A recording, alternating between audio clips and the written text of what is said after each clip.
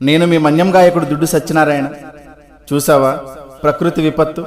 నీ మతం, నీ దేవుడు, నీ అధికారం, నీ గర్వం, నీ డబ్బు, నీ హోదా, నీ అహంకారం, నీ ఇల్లు కట్టుకునేటప్పుడు నువ్వు చూసే వాస్తు ముహూర్త బలం ఏది ఏది ఏది ఇక్కడ పనికి రాలేదు.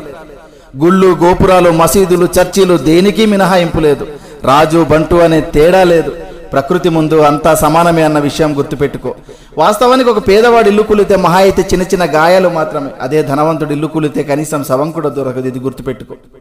గట్టిగా బతికితే మహా అయితే 100 ఏళ్ళు, అందులో రాత్రి రూపంలో 50 ఏళ్ళు పోతుంది. మిగిలిన 50 ఏళ్లలో ఏమీ తెలియని పసితనం అంటే బాల్యంలో 10 ఏళ్ళు గడిచిపోతుంది. మిగిలిన 40 ఏళ్లలో చిట్ట చివరి వృద్ధాప్యంలో దినదిన గండంగా 5 ఏళ్ళు గడిచిపోతుంది. ఇంకా నీ కోసం మిగిలింది కేవలం 35 ఏళ్ళు మాత్రమే. ఈ 35 ఏళ్లలోనే నీ చదువు, నీ సంపాదన, నీ కుటుంబ బాధ్యత, బంధాలు, బంధుత్వాలు అన్నీ చూసుకోవాలి. కాబట్టి జీవితం చాలా చిన్నది. ఇది తెలియక కులాలు, మతాలు, పార్టీలు అనే పగలు ప్రతీకారాలతో రగిలిపోతున్నారు. ఇది వద్దు. సాధ్యమైనంత వరకు నీ శక్తి మేరకు నీ సమాజానికి నీకు గుర్తుగా ఏదో ఒక మంచి పని చేసే వెళ్ళిపోదాం. Thank you.